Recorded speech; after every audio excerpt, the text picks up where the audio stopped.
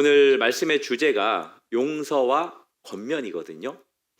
용서하라. 그리고 누군가가 잘못했을 때 이제 책망, 권면하라라는 이 주제가 상당히 마음에 부담이 되더라고요.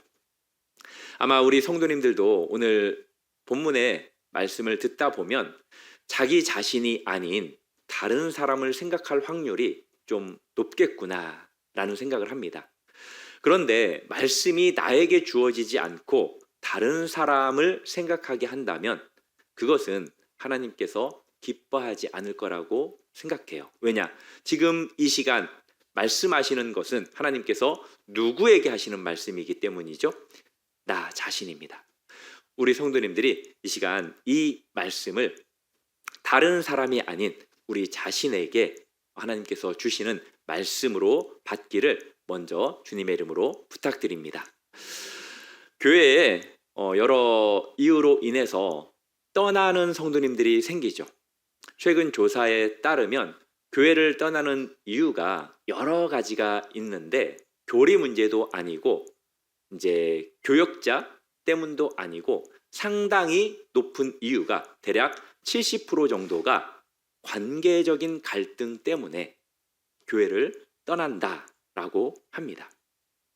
그래서 상당히 중요한 게 뭐냐면 관계예요, 관계. 우리가 부주의로 하는 한 번의 말실수, 그리고 잘못된 행동들, 이러한 것들 때문에 성도들이 교회를 떠나는 일이 많이 있다는 겁니다.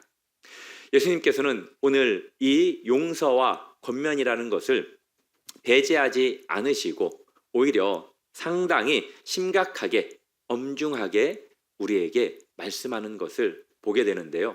1절 말씀을 보면은 예수님께서 먼저 현실적인 이야기를 하시죠. 1절에 보면 뭐라고 말씀하십니까? 실족하게 하는 것이 없을 수는 없으나. 실족이 있을 수밖에 없다라는 거예요. 우리가 누군가를 실족하게 만들 수 있다라는 것입니다. 아주 현실적인 이야기를 예수님께서 하셨다고 봐요. 그건 뭐냐? 이 세상은 어떤 세상입니까? 죄로 가득한 세상이에요. 그리고 우리도 불완전합니다. 불완전한 사람들끼리 죄가 가득한 세상 속에서 살다 보니까 피차간에 주고받는 그러한 아픔과 상처들이 있다라는 거예요. 그래서 누군가를 실족시키는 경우가 발생한다라는 거죠. 그러면서 예수님께서 또 곧바로 다음과 같이 말씀하십니다. 그렇게 하는 자에게는 화로다라고 엄중하게 말씀하세요. 현실은 그런 일이 있을 수밖에 없는데 그런데 그렇게 하는 자에게는 화가 있을 것이다 라고 말씀을 합니다. 2절에서 예수님께서 그 대상에 대해서 설명을 하고 있는데요. 그 대상은 2절에 보면은 이 작은 자 중에 하나라고 표현을 합니다. 이 작은 자 중에 하나를 실족하게 하게 된다라는 거죠. 여기에서 말하는 이 작은 자는 누구를 의미하는 걸까요? 어린아이? 키 작은 사람? 아니죠. 믿음이 연약한 사람, 영적으로 어린아이 같은 사람, 그리고 사회적으로 소외된 사람들, 가난하고 병들고 고아와 과부와 객과 같은 누군가의 도움이 필요한 그러한 사람들을 실족하게 하는 자에게 예수님께서는 화가 있을 것이다 라고 분명하게 말씀하십니다. 우리가 16장에서 부자와 거지 나사로에 대해서 지난주에 살펴봤죠. 이 부자가 문 앞에 있는 나사로를 홀대했습니까? 홀대했죠. 네, 그런데 이 나사로를 학대했습니까? 학대하지는 않았어요. 홀대하고 관심을 보이지 않았습니다. 무정하게 대했어요. 바로 그것이 여기에서 본문에서 말하는 실족이에요. 부자는 나사로를 실족시킨 겁니다. 실족이라는 것은 크게 두 가지 형태로 좀 나타나는 것 같아요. 첫 번째는 뭐냐면 적극적인 해악입니다. 우리가 연약한 자들, 작은 자들을 대할 때 우리 마음에 약간 무시하는 마음이 있어요. 그러다 보니까 그 사람을 대할 때에는 좀 다른 사람들을 대할 때하고 언행이 다르죠. 우리가 지위가 있는 사람들, 권력이 있는 사람들에게는 어떻게 대합니까? 깍듯하게 대하죠. 고개도 좀 더 깊이 숙이고 언어도 좀 더 부드럽고 정중하게 사용합니다. 그렇지만 작은 자와 같은 그러한 사람들에게는 우리가 고개도 덜 숙이죠. 그리고 우리의 말도 조금은 짧아요. 그리고 약간은 차갑습니다. 그렇게 우리가 좀 말과 행동을 좀 적극적으로 한다라는 거예요. 이것이 그 사람을 실족하게 만드는 경우가 된다는 거죠. 그리고 대부분은 이렇게 적극적인 해악보다는 약간 소극적인 방치가 더 많긴 합니다. 소극적인 방치는 뭐예요? 그 사람과 처지와 형편에 대해서 관심을 두지 않는다는 거예요. 부자가 나사로를 대했던 것처럼 알아서 살겠지 뭐. 그냥 저 사람은 저래 라고 관심을 두지 않고 무정하게 대한다라는 거예요. 외면한다라는 거죠. 사랑하는 성도 여러분, 그렇게 하지 않기를 바랍니다. 우리 성도님들은 오히려 그런 사람일수록 주님이 했던 것처럼 그렇게 사랑으로 대하는 저와 우리 성도님들이 되기를 주님의 이름으로 축복합니다. 오늘 이 말씀을 좀 더 우리가 깊이 살펴보기 위해서 구약 말씀을 좀 보겠습니다. 레위기 19장 14절에 보면은 다음과 같이 기록이 되어 있어요. 우리 같이 한번 읽어볼까요? 시작. 너는 귀먹은 자를 저주하지 말며 맹인 앞에 장애물을 놓지 말라. 아멘. 이 말씀이 의미하는 건 뭐냐면 이 연약한 자들, 이들을 위해서 악한 행동을 하지 말라라는 거예요. 귀먹은 사람은 자신에게 어떤 말을 하는지 전혀 듣지 못하잖아요. 뭐 좋은 말을 해도 듣지 못할 뿐더러 저주하는 말, 악한 말도 듣지 못합니다. 그리고 앞을 보지 못하는 사람이 그 앞에 장애물이 있는데 그것을 발견하지 못하잖아요. 그런 사람들을 대할 때 농락하거나 상하게끔 하기 위해서, 해치게끔 하기 위해서 잘못한 행동을, 언행을 한다면 하나님께서 용서하지 않는다라는 거예요. 그리고 다른 사람이 보든 안 보든지 간에 우리에게 정직하게 행동하라, 언행하라 라고 말씀하는 겁니다. 우리는 대부분 누군가가 우리를 바라보면 우리는 언행을 아주 조심하죠. 그런데 아무도 보지 않는다라고 하면 우리의 언행은 상당히 정중하지 못한 경우를 많이 보게 됩니다. 그리고 하나님께서 이 말씀을 통해서 우리에게 가르쳐 주시는 건 뭐냐? 하나님은 약자를 보호하시는 분이다라는 거예요. 구약의 많은 성경들이, 신약도 마찬가지입니다. 하나님께서 누구에게 더 관심을 가지시느냐? 고아와 과부예요. 그들을 보호하신다라고 했고 나그네들을 하나님께서는 사랑하신다라고 했습니다. 그래서 그들을 우리에게 보호하고 그들을 사랑하라라고 우리에게 말씀하셨어요.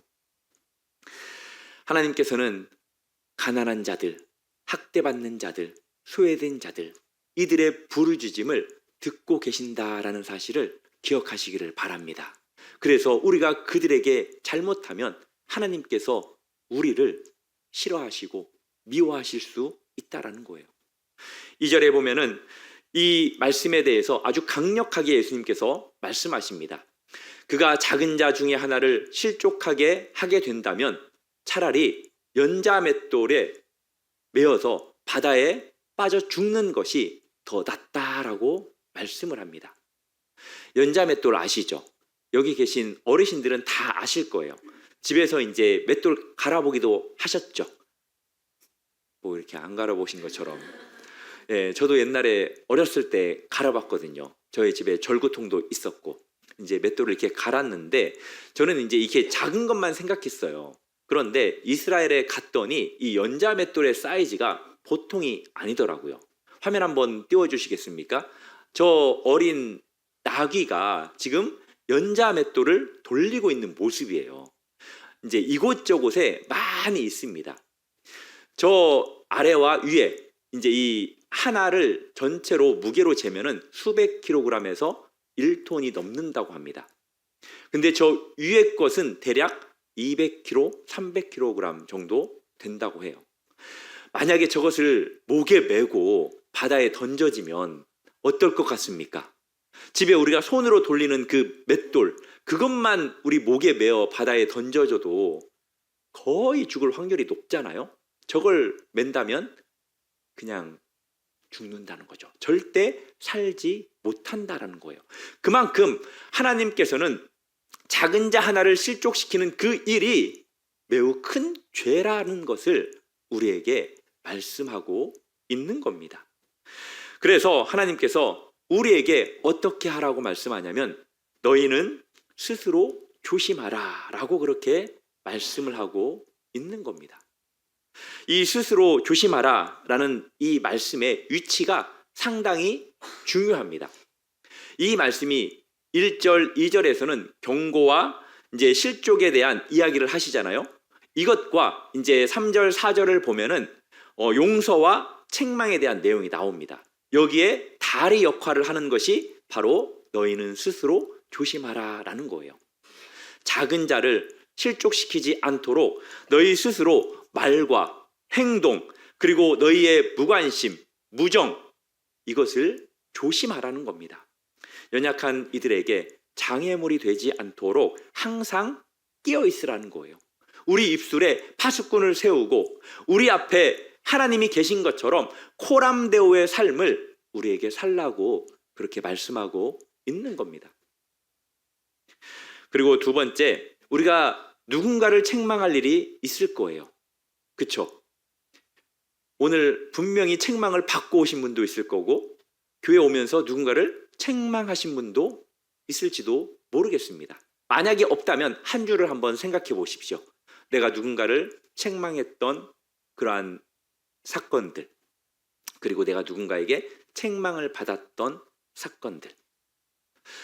우리가 형제를, 자매를 책망할 때 어떻게 해야 되느냐? 교만하지 않고 겸손하게 조심스럽게 그렇게 책망하라는 거예요. 갈라디아서 6장 1절에서 사도 바울은 다음과 같이 말씀했습니다. 우리 같이 한번 읽어볼까요? 시작.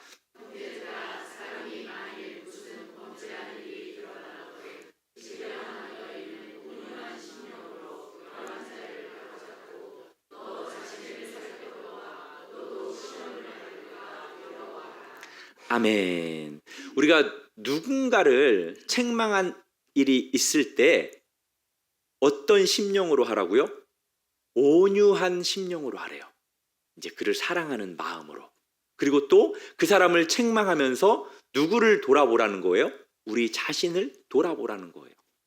참 누군가를 잘못을 이렇게 지적할 때 항상 되게 조심스러운 건 그 사람 마음속에 너나 잘하세요 라는 그 생각을 할까 봐 이야기하는 게 참 조심스럽습니다. 그리고 그 이야기를 하면 나도 모르게 그 생각을 하지 않고 살아가다가 그 했던 말 때문에 나의 삶을 돌아보면 나 자신도 똑같이 그 사람과 비슷하게 넘어지는 것을 자주 경험하게 된다는 거죠. 그렇기 때문에 우리가 누군가에게 이야기를 할 때에는 우리가 조심스럽게 그리고 겸손하게 내가 넘어지지 않도록 그렇게 깊이 생각을 해야 된다라는 거예요. 예수님께서 말씀하십니다. 만일 내 형제가 죄를 범하거든 경고하래요. 여기에서 경고하라라는 에피티마오라는 이 단어는 진지하게 권면하다, 엄중하게 경고하다라는 의미예요. 방금 전에도 우리가 함께 나눴던 그러한 내용들입니다. 그런데 레위기 19장 17절 말씀을 한 번 더 우리가 살펴볼까요? 같이 읽어보겠습니다. 시작. 내 형제를 마음으로 미워하지 말며 내 이웃을 반드시 책망하라. 그리하면 그에게 대한 죄를 담당하지 아니하리라. 아멘. 여기에서 보면은 반드시 책망하래요. 잘못한 일이 있으면 반드시 책망하래요. 만약에 책망하지 않으면 그 죄를 우리도 같이 담당하게 된다라는 거예요. 아예 모르면 말할 수도 없겠지만 상대방의 죄를 알면 결국 그 사람에게 그 죄에 대해서 경고의 메시지를 해줘야 한다라는 거죠. 우리는 가끔씩 이야기하지 않는 게 사랑이라고 생각하죠. 그렇지만 이야기해주지 않는 건 그것은 사랑이 아니라 오히려 방종일 수도 있습니다. 우리 자녀 같으면 그렇게 하겠어요? 우리 자녀가 잘못하면 계속 침묵하시겠습니까? 아기가 어리면 당연히 매를 들겠죠. 매를 들 수 없는 때가 되면 강하게 질책하겠죠. 사랑하는 성도 여러분, 우리도 마찬가지입니다. 우리도 서로 사랑한다면 침묵하지 마시고 그 사람에게 잘못을 겸손하게 사랑으로 온유한 심령으로 이야기해 주시기를 바랍니다. 만약에 이야기를 하지 않으면 결국 우리 마음의 생각만 커져요. 계속해서 생각에 날개가 달려서 하늘 높이 날아가죠. 사랑하는 성도 여러분, 우리가 신앙생활하면서 조심해야 될 것이 여러 가지가 있는데요. 그 중에 하나는 생각을 깊이 하지 않는 거예요. 이건 전체적인 것에 해당되지 않는 것 아시죠? 청개구리 같은 분들은 이제 여기에서 말씀을 깊이 생각하지 않는 것으로 해석하는 분들이 있을 수도 있는데 그게 아니라는 거예요. 잘못된 것, 옳지 않는 것, 이것들은 우리가 생각을 깊이 하지 않는 게 오히려 우리 신앙생활에 아주 유익합니다. 그리고 진정한 사랑은 이렇게 진실을 말하는 용기가 필요합니다. 네, 그 사람을 사랑한다면 용기를 내어서 이야기를 해줘야 한다는 거죠. 팀 켈러 목사님이 이렇게 이야기를 했어요. 진정한 공동체는 갈등을 피하는 곳이 아니라 갈등을 사랑으로 해결하는 곳이다. 저는 우리 성도님들이, 우리 교회가 갈등을 피하지 마시고 갈등을 사랑으로 잘 해결할 수 있기를 주님의 이름으로 축복합니다. 예수님께서 이어서 말씀하시죠. 회개하거든 용서하라. 회개하거든 용서하라. 만일 하루에 7번이라도 내게 죄를 짓고 7번 너에게 찾아와서 내가 잘못했다, 용서해 줘라 라고 하면 그 사람을 용서해 주라라고 이야기를 하십니다. 당시 유대인들 같은 경우에는 이제 3번 정도 용서해 주면 그것을 관습으로 여겼어요. 3번 정도까지는 용서해 줄 수 있다라고 그렇게 생각을 했습니다. 우리도 마찬가지죠. 1번, 2번, 3번 숫자 세잖아요. 내가 이번에는 용서 못해. 내가 2번, 아니 3번까지 용서했으면 됐지 라고 하면서 그 다음에 잘못하면 언제든지 책망할 그 준비를 우리가 하고 있죠. 그런데 오늘 본문에 보면은 여기서 몇 번이라는 숫자가 나옵니까? 7번이라는 숫자가 나오죠. 성경에서 7이라는 숫자는 무엇을 의미하죠? 예, 완전수를 의미합니다. 무한함도 의미를 해요. 그런 반면에, 그런 뜻에서 마태복음 18장에서 보면은 베드로가 예수님에게 내가 7번이라도 용서하면 되겠습니까? 라고 하죠. 그때 예수님께서 뭐라고 말씀하십니까? 70번을 7번 용서하라고 합니까? 7번을 70번 용서하라고 합니까? 네, 뭐 그 말이 그 말 같은데 70번씩 7번이라도 용서하라라고 이야기를 해요. 그러니까 횟수를 셀 필요가 없다라는 거예요. 누군가가 용서를 구하면 용서를 해 주라라는 거예요. 우리가 왜 용서를 못해요? 대부분 용서를 안 구하니까. 네, 미안하다라는 말을 안 하니까 용서를 대부분 못하는 경우가 많아요. 참 다양해요. 사람들마다 성품이 다양합니다. 누구는 너무나 미안하다라는 말을 많이 해요. 그러면 이제 그런 말 하죠. 제발 미안할 행동을 하지 말라고. 근데 누구는 미안하다라는 말을 아예 못해요. 진짜 자기는 못하겠대요. 그래서 그 사람에게는 그렇게 요구를 하죠. 제발 미안하다고 해라. 그러면 내가 용서해 주겠다. 이런 경우가 있는데, 사랑하는 성도 여러분, 미안하다라는 말을 그렇게 많이 아낄 필요는 저는 없다고 봐요. 제가 짧은 인생, 우리 성도님들보다 너무나도 짧은 인생을 살았지만 미안하다라는 말을 굳이 아낄 필요가 없다라는 것을 참 많이 느낍니다. 그냥 내가 잘못했다라고 생각하면 미안하다라고 이야기를 하시면 되고, 그 사람이 이야기를 하면 미안하다, 죄송하다라고 또 이야기를 해주면 되는 것 같아요. 그러면 많은 문제들이 자연스럽게 해결되는 것을 보게 됩니다. 제가 이제 사역했던 한 교회 이야기를 짧게 해드리도록 하겠습니다. 한 집사님과 권사님이 오해가 생겼어요. 집사님이 이제 권사님과 이야기를 하다가 어떤 이야기를 했나 봐요. 그랬더니 그 권사님이 실족했어요. 권사님이 실족했어요. 집사님이 했던 말에. 그래서 주일에 교회를 안 나오는 거예요. 몇 주 정도. 그래가지고 한 성도님이 그 집사님에게 이야기를 하는 거예요. 집사님, A 권사님 요즘 안 나오는 거 아시죠? 아, 그래요? 관심을 안 둔 거죠. 아, 내가 생각을 안 했네. 왜 안 나와요? 그랬더니 집사님 때문에 안 나온다고. 집사님이 이렇게 이야기를 했던 것 때문에 권사님이 실족해가지고 교회를 안 나온다고. 그랬더니 그 집사님이 어떻게 행동했을까요? 우리 성도님들처럼 행동했겠죠. 내가 잘못했구나. 그 집사님이 그랬대요. 아, 내가 큰 실수를 했구나. 그 권사님 집에 찾아가가지고, 권사님, 제가 그때 그렇게 말씀드린 것 너무나도 죄송하다고. 전혀 그런 의도가 아니었는데 권사님에게는 그렇게 해석이 됐나 보다고, 나를 용서해 달라고. 그때 그 권사님이 아유, 무슨 말이냐고, 참 미안하다고 말을 해줘서 너무나 고맙다고, 내가 오히려 내 마음이 너무나 콩알만해서 그것을 잘 해석하지 못하고 받아들이지 못하고 내가 옹졸하게 행동했던 것, 오히려 그것이 더 미안하다, 부끄럽다 라고 해서 그렇게 화해를 했대요. 그리고 나서 이제 교회 안에서 돈독한 그러한 우정의 관계를 맺고 주님의 교회를 잘 섬긴 하나의 아름다운 공동체가 되었대요. 사랑하는 성도 여러분, 제가 이 말씀을 전하면서 우리 성도님들 앞에서 실족하게 한 것이 많이 있을 것 같다라는 그러한 생각이 들어요. 그래서 이 자리를 빌어서 우리 성도님들에게 용서를 구합니다. 용서해 주십시오.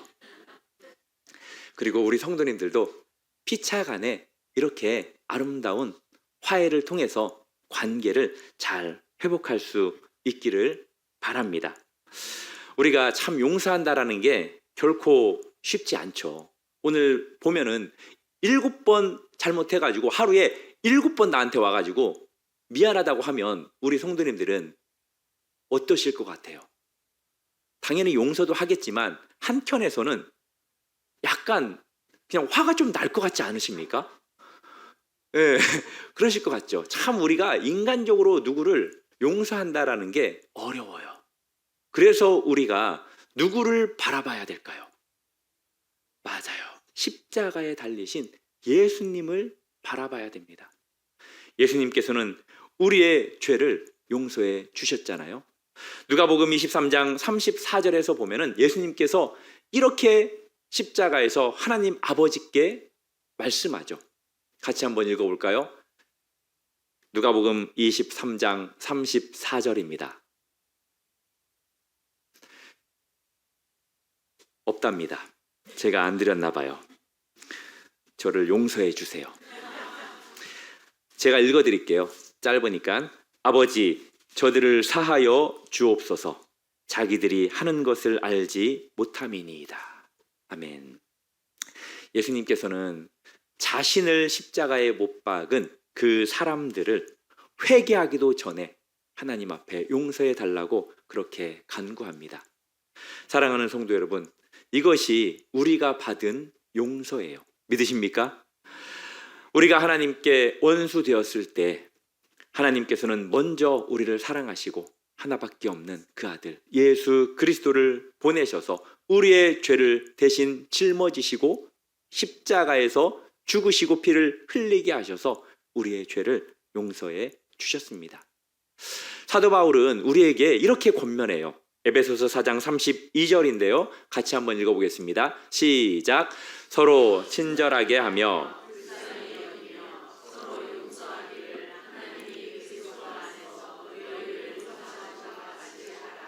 아멘. 서로 친절하게 대하십시오. 그리고 서로 불쌍히 여기십시오. 우리 가운데 누가 불쌍하지 않은 사람이 있어요? 그 중에 제일 불쌍한 사람은 누구일까요? 피차간에 불쌍히 여기시기를 바랍니다. 서로 용서하시기를 바랍니다. 예수 그리스도께서 우리를 대신해서 십자가에 죽으신 이유가 바로 그거예요. 하나님이 우리를 용서해 주시기 위해서 그리스도 안에서 십자가에 예수님을 죽게 하셨다라는 것을 기억하시기를 바랍니다. 방금 전에도 이야기했죠. 상당히 어렵습니다. 제자들도 예수님의 이 말씀을 듣고 되게 마음에 부담이 컸나 봐요. 용서하는 것, 누구를 권면하는 것, 책망하는 것, 이게 되게 어려웠나 봅니다. 그래서 제자들이 예수님에게 어떤 부탁을 하냐면 5절 말씀인데요. 우리에게 믿음을 더하여 주소서라고 그렇게 부탁을 합니다. 제자들은 자신의 힘으로는 이 명령을 감당할 수 없다라는 것을 알았어요. 7번 상처를 받고 7번 용서한다라는 것이 인간적으로 되게 힘들다라는 것을 알았어요. 그래서 예수님에게 믿음을 더해달라고. 그랬더니 예수님께서 뭐라고 답하십니까? 너희에게 겨자씨 하나일 만한 믿음이 있었더라면 이 뽕나무더러 뿌리채 뽑혀 바다에 심기라 하여도 너희에게 순종하였으리라. 여기에서 말한 뽕나무는 상당히 뿌리를 깊게 내린다고 합니다. 그리고 넓게 내린대요. 그래서 뽑기가 어렵다라는 거예요. 그런데 예수님께서 하신 말씀은 뭐냐? 제자들, 너희가 가지고 있는 그 믿음에 더한 믿음이 추가되어야 한다라는 것을 말하는 것이 아니라 너희들이 가지고 있는 작은 믿음, 그것을 실천하면 너희가 누군가를 용서할 수 있고 누군가를 책망할 수 있게 된다라고 말씀하는 거예요. 그러니까 겨자씨만한 믿음일지라도 그것을 실천으로 순종하라라고 말씀하는 겁니다. 사랑하는 성도 여러분, 로마서 5장 5절에서 사도 바울은 이렇게 또 우리에게 말씀합니다. 우리에게 주신 성령으로 말미암아 하나님의 사랑이 우리 마음에 부은 바 됨이니. 우리가 하는 모든 용서는 우리가 하는 것 같지만 결국 우리 안에 계시는 성령 하나님의 도우심으로 가능하다라는 거예요. 성령님께서 우리 안에 주신 마음이 무엇입니까? 바로 하나님의 사랑의 마음, 예수 그리스도의 그 십자가의 그 희생의 마음을 우리에게 주셔서 우리도 그 마음으로 누군가를 용서할 수 있게 된다라는 거예요. 그 작은 믿음, 그리고 성령의 능력, 이것을 실행하고 또 의지하면 우리 속에 있는 그 깊은 뿌리들, 그 쓴 뿌리들, 원망과 미움들, 이것들을 뽑아낼 수 있게 된다라는 거예요. 그 자리에 용서와 사랑에 싹트게 된다라는 겁니다. 이것이 바로 복음의 능력이라는 것을 우리 성도님들 믿으시기를 바랍니다. 복음의 능력이 불가능한 일이 뭐가 있겠습니까? 예수 그리스도의 사랑이면, 하나님의 말씀이면, 성령의 능력이면 모든 것을 할 수 있다라는 거예요. 우리가 이 사실을 기억하시고 의지하시기를 바랍니다. 말씀을 맺겠습니다. 오늘 우리는 실족하지 않고 서로를 세우며 사랑으로 책망하고 또 무한히 용서하라라는 이 명령 앞에 섰다라고 볼 수 있습니다. 그러나 우리에게는 불가능한 이 일을 예수 그리스도의 십자가의 사랑을 통해서 할 수 있다라고 또 우리에게 말씀하고 있는 겁니다. 그 사랑을 우리가 잊지 않기를 바랍니다. 그리고 그 사랑으로 용서하지 못한 분들을 용서하시고 관계를 회복할 수 있기를 바랍니다. 이제 11월 16일 새생명 축제가 20여일 앞으로 다가왔습니다. 우리가 한번 우리 자신을 돌아봤으면 좋겠어요.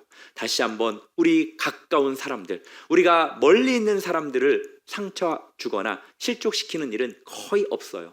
가까운 사람들입니다. 대부분.